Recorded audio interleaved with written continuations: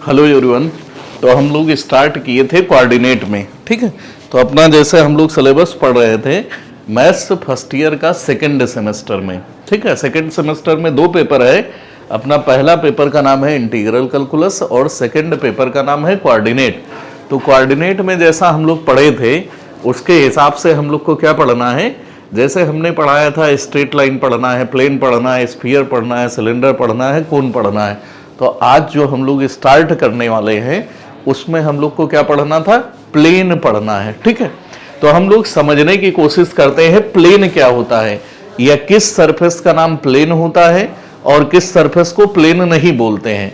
तो जैसे ये अपना डिजिटल बोर्ड है तो कैसी सरफेस है, प्लेन है। पेज है कैसी सरफेस है, प्लेन है। जैसे कभी कभार ऐसे माउंटी सरफेस होती है, ऊपर नीचे होता है, तो इसको हम लोग प्लेन सरफेस नहीं बोलते हैं। तो प्लेन की ये डिफिनीशन लिखा जाए, पूछा जाए प्लेन होता क्या है, तो हम कहेंगे ऐसी सरफेस होती है, जैसे यहाँ पे ऐसे मान लो ये सरफेस है, कोई पहाड़ी सरफेस है तो उस पर दो पॉइंट लोगे तो उनको ज्वाइन करने वाली लाइन उस सरफेस पे नहीं पड़ेगी, नहीं पड़ेगी इसका मतलब प्लेन नहीं है। तो प्लेन का मतलब क्या होता है, ऐसी सरफेस जिस पर यह दो पॉइंट लिया जाएगा तो उसको ज्वाइन करने वाली लाइन उसी सरफेस में पड़ना चाहिए। तो इस सरफेस का नाम क्या होगा, प्लेन सरफेस होगा या प्लेन होगा। तो हम लोग जैसे अभी मान लो ये समझना है कि प्लेन होता क्या है, तो हम लोग यहां पे देखते हैं प्लेन क्या होता है। तो ऐसे लिखेंगे, a surface is said to be plane, a surface is said to be plane, said to be plane if any line that joining two points of the surface, 2 points of the surface, 2 points of the surface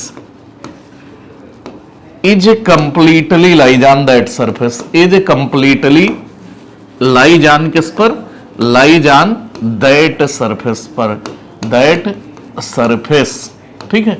तो हम लोगों ने फिलहाल ऐसा बात किया कि यहां पे लाइन ज्वाइनिंग, ठीक है। तो ये लिखा, a surface is said to be plane, किसी सरफेस का नाम प्लेन होगा if any line that joining two points of the surface is completely lies on that surface, ठीक है।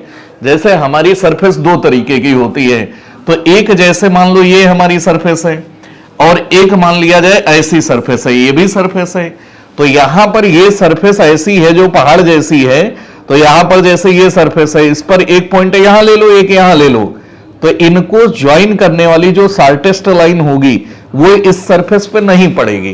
तो प्लेन की डिफिनीशन क्या होती है, प्लेन सरफेस किसको कहा जाता है, तो ये कहा जाता है, जैसे ये मान लो एक सरफेस है, इस पर हमने दो पॉइंट ले लिया, पहले वाले का नाम P है, दूसरे वाले का Q है, तो इनको ज्वाइन करने वाली जो शॉर्टेस्ट लाइन होगी, मतलब किसी सरफेस पे दो पॉइंट ले लिया, उनको ज्वाइन करने वाली जो शॉर्टेस्ट लाइन बनेगी यदि उसी सरफेस पर पड़ेगी तो इस सरफेस का नाम क्या होगा, प्लेन सरफेस होगा, या मैथ्स के हिसाब से हम लोग प्लेन या समतल बोलते हैं। तो समतल क्या होता है, अपना पेज है कैसा है, प्लेन है। सरफेस कैसी है, फर्श जो हम लोग का बनती है कैसी है, प्लेन है। छत ऊपर कैसा है, प्लेन है, ठीक है। तो हम लोग प्लेन की डिफिनीशन ये लिखना चाहें क्या होगा, तो प्लेन के बारे में ये कहा जाता है ऐसी सतह या ऐसी सरफेस जिस पर दो पॉइंट लोगे तो इनको मिलाने वाली लाइन पूरी तरीके से उसी सरफेस पे पड़ेगी, तो इस सरफेस का नाम क्या होगा, प्लेन सरफेस, ठीक है। और हम लोग से कोई पूछता है प्लेन क्या होगा, तो जो डिफिनीशन लिखी जाती है कि ऐसी सरफेस जिस पर दो पॉइंट लेंगे तो उसी सरफेस पे पड़ना चाहिए, ज्वाइन करने वाली लाइन उसी पे पड़ेगी, तो इसका नाम प्लेन सरफेस होगी। लेकिन ये सब हमको बताना, ये लिखने को नहीं आता है। हम लोग के सिलेबस में क्या आएगा, इक्वेशन ऑफ प्लेन आएगा इन वेरियस फॉर्म। तो हम सबसे पहले ये समझना चाहते हैं इक्वेशन ऑफ प्लेन क्या होता है। तो यहां पे जैसे हमारे में ये आएगा इक्वेशन ऑफ प्लेन, ठीक है। यहां पे वेरियस फॉर्म भी लिख सकते हैं, विभिन्न रूपों में प्लेन का समीकरण कैसे लिखा जाता है। तो सबसे पहला मेथड होता है जिसको हम लोग कहते हैं जनरल इक्वेशन ऑफ प्लेन। तो यहां पे जैसे ए में हमने क्या लिख दिया, general equation of plane, equation of क्या है, प्लेन। प्लेन की जनरल इक्वेशन जैसे बात किया जाए तो क्या होगी, तो हम लोग कहते हैं प्लेन की जनरल इक्वेशन होती है ax plus b y plus c z plus d बराबर 0। कभी ऐसी इक्वेशन लिखी मिल गई तो हम लोग इसकी क्या बोलेंगे, प्लेन की जनरल इक्वेशन लिखा है, ठीक। Where A B C D are कैसे हैं, where A B C and D are कैसे हैं, कांस्टेंट होते हैं। ये सबको पता है ए बी सी डी कैसे हैं, कांस्टेंट है। और साइमल्टेनियसली तीन कांस्टेंट 0 नहीं होना चाहिए, जैसे यहां ए भी 0, बी भी 0, सी भी 0, तो डी बराबर प्लेन नहीं बनाएगा, ठीक है। तो कम से कम इसमें 2 या 3 कैसे होने चाहिए, नॉन जीरो होना चाहिए। तो यहां पर ये जो लिखा है, कभी भी ऐसा मिले x plus 2y plus 3z plus 4 बराबर 0, तो हमको ये पता है ये किसकी इक्वेशन लिखा है, प्लेन की लिखा है। अब एक नंबर के क्वेश्चन में ये बहुत पूछा जाता है, क्या पूछा जाता है, एक नंबर के क्वेश्चन में हम लोग से ये पूछा जाता है, क्या पूछेंगे कि यहां पर जैसे ए बी सी क्या होता है, तो ये जिस भी प्लेन की इक्वेशन है उसके नॉर्मल लाइन का डायरेक्शन रेशियो होता है। Where A B C are क्या है, direction ratio of line normal to plane, मतलब प्लेन है उसके नॉर्मल लाइन का डायरेक्शन रेशियो होता है। अभी जैसे कोई ऐसे प्लेन का इक्वेशन दे देगा और कहेगा प्लेन के नॉर्मल लाइन का डायरेक्शन कोसाइन निकालिए, तो हम लोग पढ़े थे एल बराबर क्या होगा, ए अपान अंडर रूट ए square b square c square. ऐसे एम बराबर कितना, बी अपान अंडर रूट ए square b square c square. N बराबर कितना, सी अपान अंडर रूट ए square b square c square.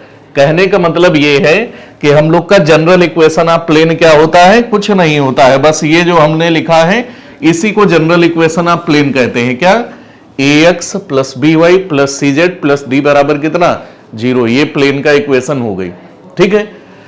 अब जैसे यहां पर जैसे हम लोग का ये मान लो x एक्सिस है, ये y एक्सिस है और ये कैसा है, z एक्सिस है। तो ये क्योंकि x एक्सिस है, ये y एक्सिस है, तो x और y एक्सिस से मिलकर जो ये सीट बनेगी इस पर क्या होगा, z बराबर 0 होगा। तो इसको z इक्वल टू 0 प्लेन कहते हैं। या इस प्लेन जिसकी इक्वेशन लिखा है उस प्लेन का नाम क्या होगा, एक्स वाई प्लेन होगा, सही है।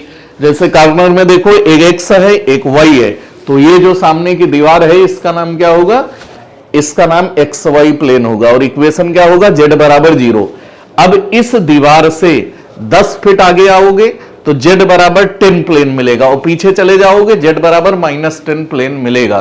तो हम लोग फिलहाल अभी जनरल इक्वेशन ऑफ प्लेन पढ़े, क्या होगा, ax plus b y plus c z plus d बराबर 0। ये बात जरूरी है समझना कि जहां पर ए बी सी क्या होता है, प्लेन के नॉर्मल लाइन का डायरेक्शन रेशियो होता है, ठीक है। तो हम अब ये समझ गए, कभी भी कोई हमसे प्लेन की बात करेगा तो मैथ्स में प्लेन की इक्वेशन क्या होगा, ax plus b y plus c z plus d बराबर 0। यहां पे जैसे यहां पे P सच दैट, इसका मतलब प्लेन की इक्वेशन है। कोई लिख दे ये प्लेन का इक्वेशन है तो इसका मतलब होगा P का मतलब ax plus b y plus c z plus d बराबर 0।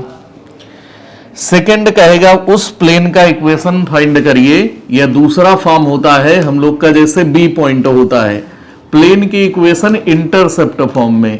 ये इंटरसेप्ट फॉर्म समझो जरा क्या होता है, हमसे कहेगा उस प्लेन का इक्वेशन फाइंड करो जो x एक्सिस को a यूनिट पर, y एक्सिस को b यूनिट पर और z एक्सिस को c यूनिट पर कट करती है। जैसे यहां पर a पर कट कर रही है, ये b पर कट कर रही है, ये c पर कट कर रही है।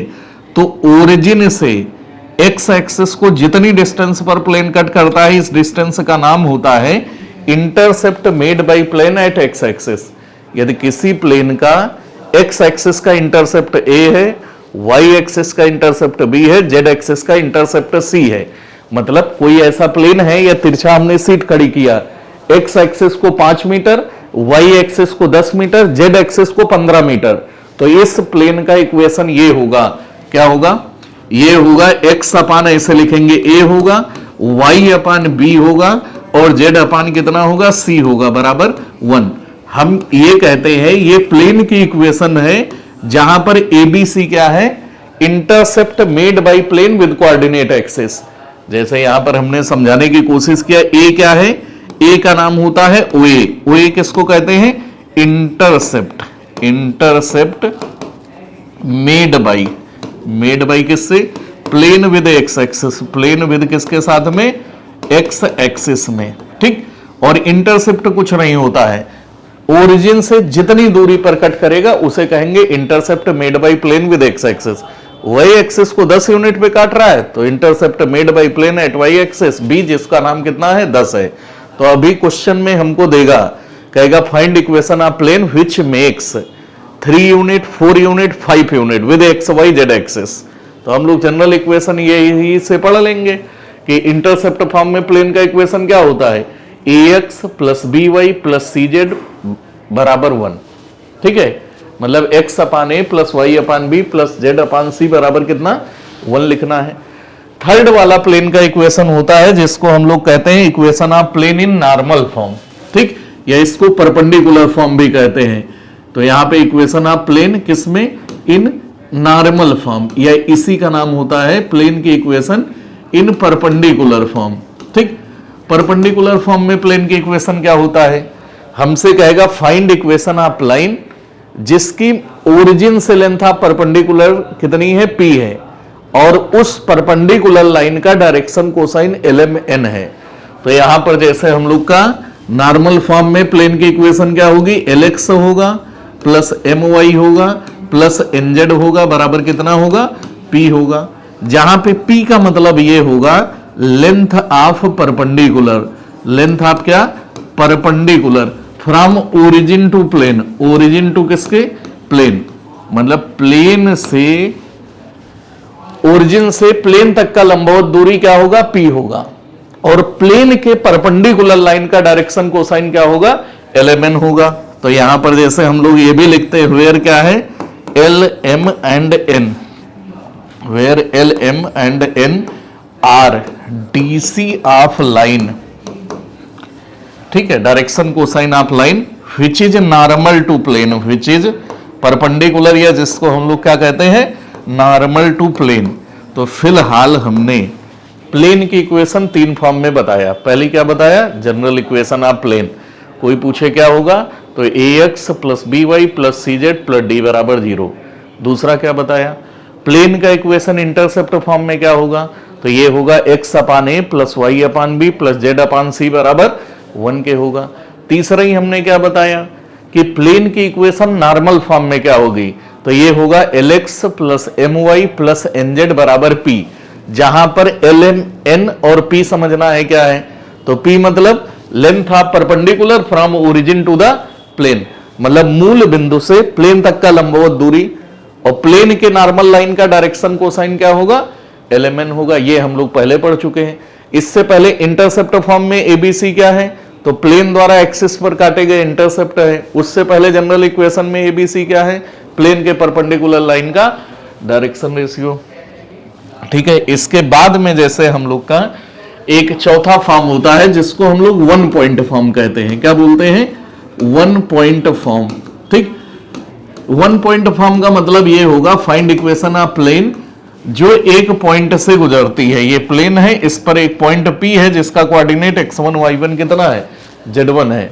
तो इस फॉर्म में प्लेन का इक्वेशन ये होगा a यहां पे x minus x1 plus b y minus y1 plus c z minus कितना? z1 इक्वल टू क्या? 0। सही है। तो हमने फिलहाल क्या किया है? 1 पॉइंट फॉर्म में प्लेन का इक्वेशन लिखा। 1 पॉइंट फॉर्म में प्लेन का इक्वेशन क्या होता है? a x minus x1 b y minus y1 c z minus z1 बराबर 0। जैसे हम लोग को जनरल इक्वेशन ऑफ प्लेन पता है क्या होता है? जनरल इक्वेशन ऑफ प्लेन होता है ax plus b y plus c z plus d बराबर किसके? 0 के होता है। अब इस प्लेन पर एक पॉइंट मिल जाए x1 y1 z1, तो ये क्या करेगा? इसको सेटिस्फाई करेगा। पॉइंट प्लेन पर पड़ रहा है इसलिए क्या करेगा? प्लेन की इक्वेशन को सेटिस्फाई करेगा। तो यहां ax1 प्लस बी वाई1 प्लस सी जेड1 प्लस डी बराबर 0 जैसे सब्सट्रैक्ट करोगे ये इक्वेशन मिल जाएगी। तो 1 पॉइंट से पास हो रही है प्लेन की इक्वेशन, तो डी नहीं पड़ता है, उसमें एबीसी पड़ता है। ठीक है, तो अभी जब हम लोग क्वेश्चन की प्रैक्टिस करेंगे तो उसमें एबीसीडी एलएमएन यही सब निकालना होता है। तो 1 पॉइंट फॉर्म के हिसाब से एक वेरिएबल एलिमिनेट हो जाता है। ठीक, इसके बाद में क्या है, हम 3 पॉइंट फॉर्म पढ़ेंगे। जैसे चौथा वाला प्लेन की इक्वेशन होती है 3 पॉइंट फॉर्म, यहां पे जैसे हमने लिखा 3 पॉइंट फॉर्म। ठीक, प्लेन की इक्वेशन 3 पॉइंट फॉर्म में क्या होती है, find equation of plane which is passing through p q r. P का कोऑर्डिनेट है x1 y1 z1, q का कोऑर्डिनेट है x2 y2 z2 और r का कोऑर्डिनेट है x3 y3 z3। तो इस केस में प्लेन का इक्वेशन ये होता है, क्या होता है, x minus x1 y minus y1 z minus z1।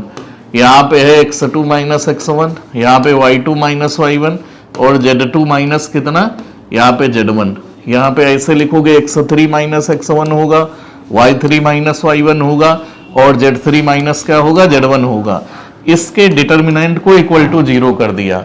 तो ये क्या हो गई, प्लेन की इक्वेशन, जो कहां से पास हो रहा, पी क्यू आर से। पी क्यू आर क्या है, उस पॉइंट का कोऑर्डिनेट है जिससे प्लेन पास हो रहा है। पहला वाला क्या है, x1 y1 z1, दूसरे का x2 y2 z2, तीसरे का x3 y3 z3।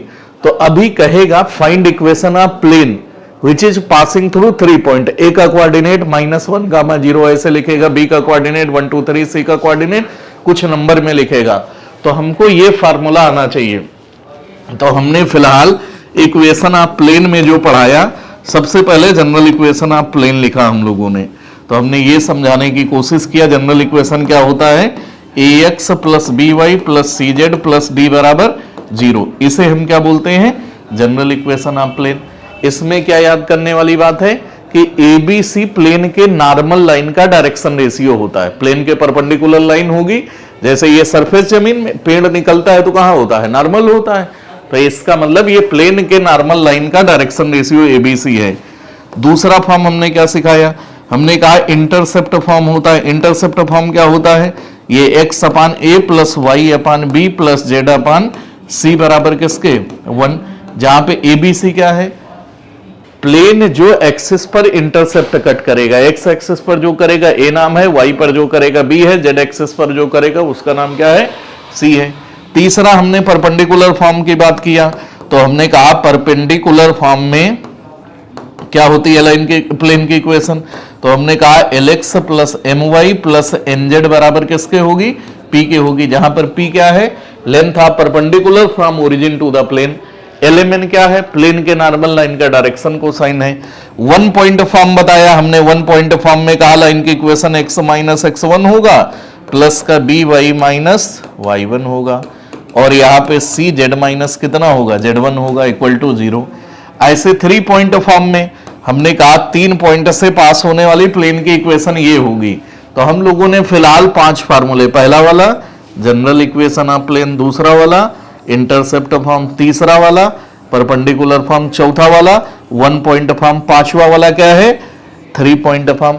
ये यदि फॉर्म पढ़ लेंगे जिसको हम लोग कहते हैं various form of equation of plane, तो हमको कोई भी इक्वेशन निकालने की मिलेगी प्लेन की, मतलब कैसी भी कंडीशन मिले कि उसका एक्सिस पर इंटरसेप्ट दिया हो तो इंटरसेप्ट फॉर्म लगेगा। लेंथ ऑफ परपेंडिकुलर दिया होगा जिसमें पी पता है और परपेंडिकुलर का कोसाइन लिखा है तो परपेंडिकुलर फॉर्म लगेगा। और उस प्लेन की इक्वेशन लिखना है जो 3 पॉइंट से पास होगा। तो ये हम लोग याद कर लेंगे, बड़े आराम से होने लगेगा।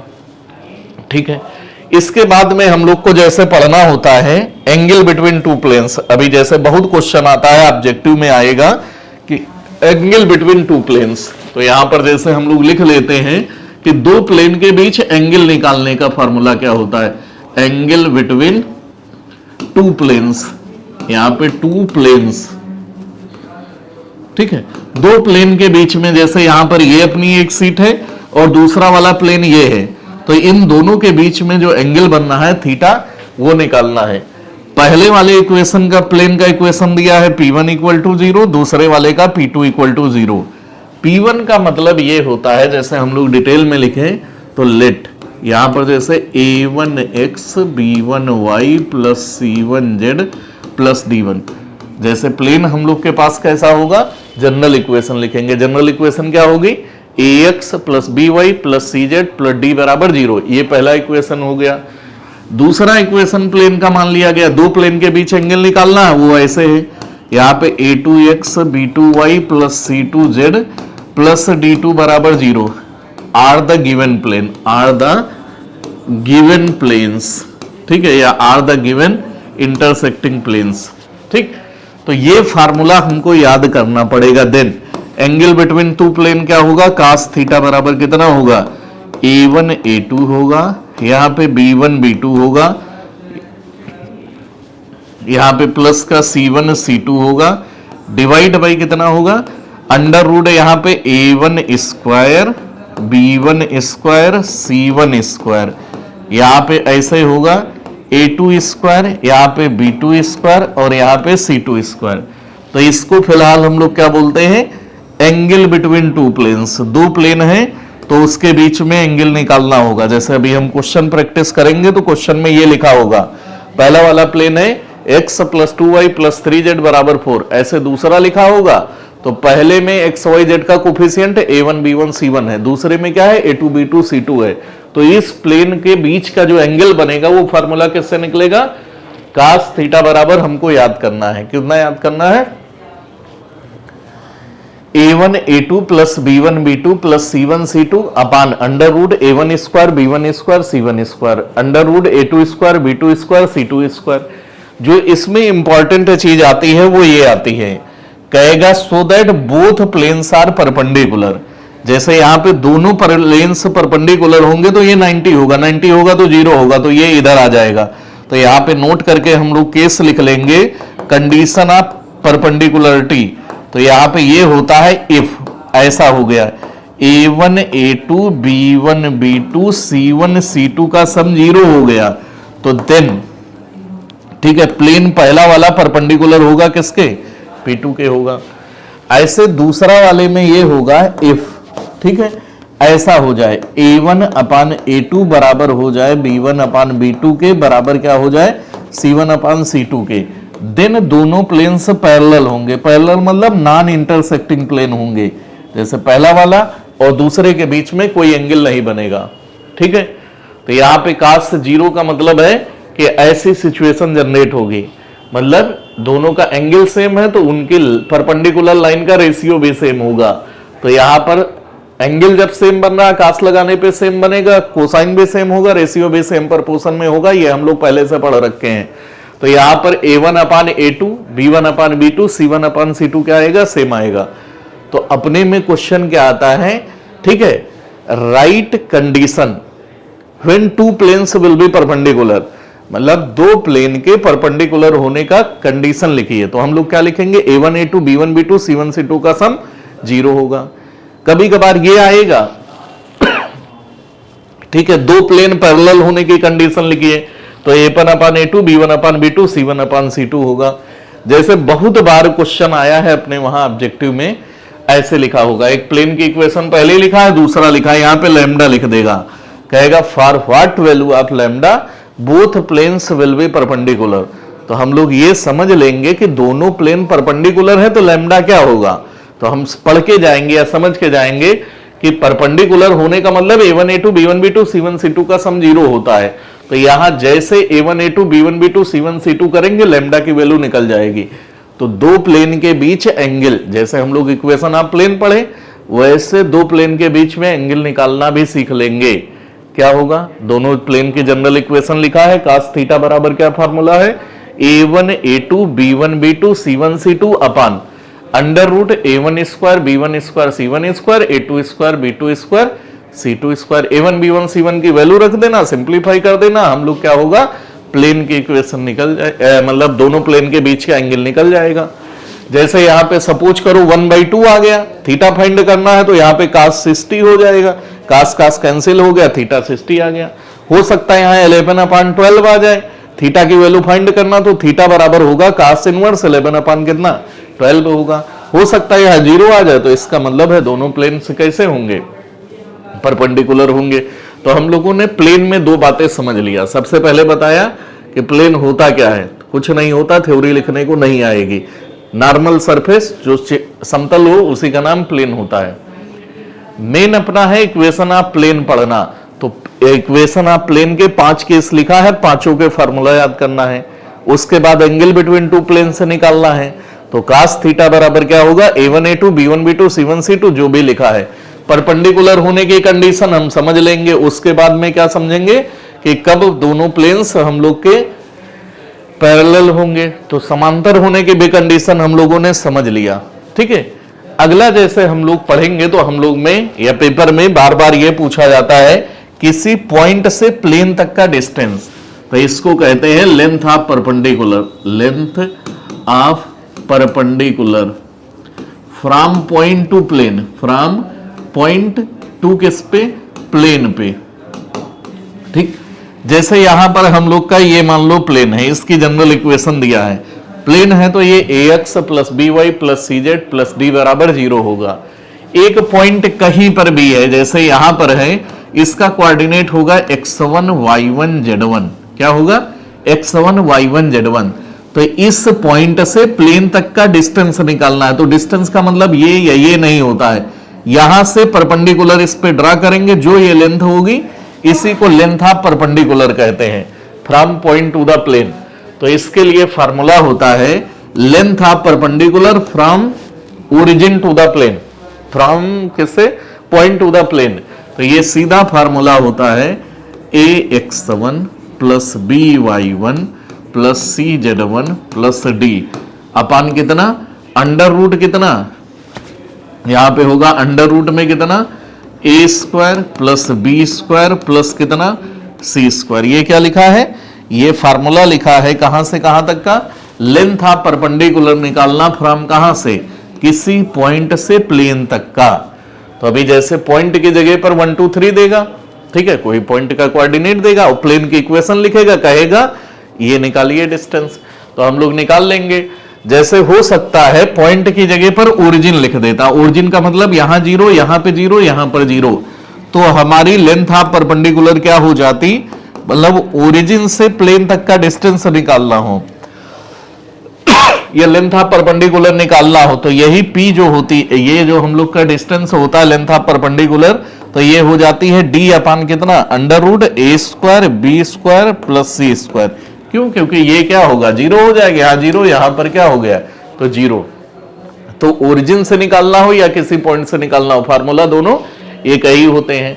अब जैसे हम लोग का जनरली क्या आता है, जैसे मान लो यहां पर दो प्लेन हैं, एक ये प्लेन है और दूसरा ये प्लेन है, तो यहां से ओरिजिन से इस पर परपेंडिकुलर ड्रा कर लो, ऐसे हो गया, ओरिजिन से इस पे परपेंडिकुलर ड्रा कर लो, ये हो गया।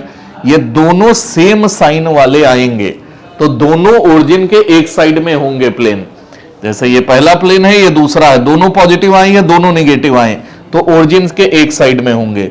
मान लो एक निकाला गया, ओरिजिन से लेंथ ऑफ परपेंडिकुलर पॉजिटिव आई और दूसरे की निगेटिव आ गई, तो दूसरा दूसरी साइड में होगा। तो हम लोग का distance between two parallel plane निकालना है, तो उसके लिए फार्मूला क्या होता है, यदि एक साइड में है तो उनके बीच की डिस्टेंस जो होगी वो होगा P1 माइनस P2 होगा, और ये डिफरेंस साइड वाले हैं तो यहाँ पे P1 प्लस P2 होगा। P1 P2 कैसे निकलेगा, यहां से हम बताते हैं, ठीक है। तो distance between two parallel plane निकालने के लिए हम लोग दोनों के ओरिजिन से लेंथ ऑफ परपेंडिकुलर निकाल लेते हैं। तो यहां पर जैसे हमने ये समझा कि distance between two parallel plane, ठीक है, पैरेलल प्लेन होंगे तो उसमें होगा क्या, एक्स वाई जेड के कोफिशिएंट सेम प्रोपोर्शन में होंगे, दोनों में बराबर कर देंगे। जैसे बराबर कर देंगे तो उनके बीच की डिस्टेंस क्या होगी, यहाँ पे d1 डिफरेंस d2 लिखेंगे, और बराबर कर दिया है तो यहां पर क्या हो गया, a square b square c square हो गया है। यदि दोनों d1 d2 सेम साइन वाले होंगे तो सब्सट्रैक्ट हो जाएंगे, दोनों अपोजिट साइड वाले होंगे तो ऐड हो जाएंगे। तो फिलहाल हमने जो समझाने की कोशिश किया है, इन बातों का यदि हम लोग फार्मूला याद कर लेंगे या पढ़ लेंगे या समझ लेंगे तो क्वेश्चन में कोई दिक्कत आने वाली नहीं है। देखो एक बार जल्दी से हम लोग समझ लेते हैं अभी तक का, जैसे हम लोगों ने क्या पढ़ा है, क्या समझा है या क्या देखा है, ठीक है। सबसे पहले हमने लिखाया जनरल इक्वेशन ऑफ प्लेन होता है, तो हमने कहा कुछ नहीं होता है, बस क्या होता है, ax plus b y plus c z plus d बराबर 0। ABCD सबको पता है कांस्टेंट है, बस ABC क्या होता है ये याद करना है। ये डायरेक्शन रेशियो है प्लेन के नॉर्मल लाइन का। दूसरी वाली पे हमने क्या लिखवाया था, इंटरसेप्ट फॉर्म में प्लेन की इक्वेशन कितनी होगी, x upon a plus y upon b plus z upon c बराबर 1, जहां पर ABC क्या है, intercept made by plane with कैसे, x एक्सिस के। B क्या है, intercept made by plane with किसके, y एक्सिस में। इंटरसेप्ट क्या होता है, ओरिजिन से जितनी दूरी पर y एक्सिस को कट करेंगे उसे कहेंगे intercept made by plane with किसके साथ में, y एक्सिस के साथ में। ऐसे हमने परपेंडिकुलर फॉर्म में लिख दिया। परपेंडिकुलर फॉर्म में लाइन की इक्वेशन क्या होता है, Lx plus my plus nz बराबर किसके, P होगा। जहां पर P समझ लो क्या होता है, P कुछ नहीं होता है, ये length of perpendicular from origin to कितना होता है, प्लेन। LMN याद करना है क्या होगा, डायरेक्शन कोसाइन है किसके, प्लेन के नॉर्मल लाइन की। ठीक है, 1 पॉइंट फॉर्म में प्लेन का इक्वेशन लिखा है, कुछ नहीं करना है, जनरल इक्वेशन में पॉइंट को सेटिस्फाई करके माइनस करवाया, ये आ गया। तो यही जो इक्वेशन लिखा है a ब्रैकेट में x minus x1 b y minus y1, ऐसे ऑब्जेक्टिव में लिख देगा। 5 इक्वेशन लिखी है, पूछेगा कौन प्लेन की इक्वेशन है। ठीक है, तो ये हो जाएगा। इसके बाद में हम लोग का 3 पॉइंट फॉर्म में प्लेन का इक्वेशन याद करना है। तो यहां पर जैसे x y z को छोड़ करके बाकी सारी जगह पे नंबर होंगे। जैसे इस डिटर्मिनेंट को हम लोग सिंप्लीफाई करेंगे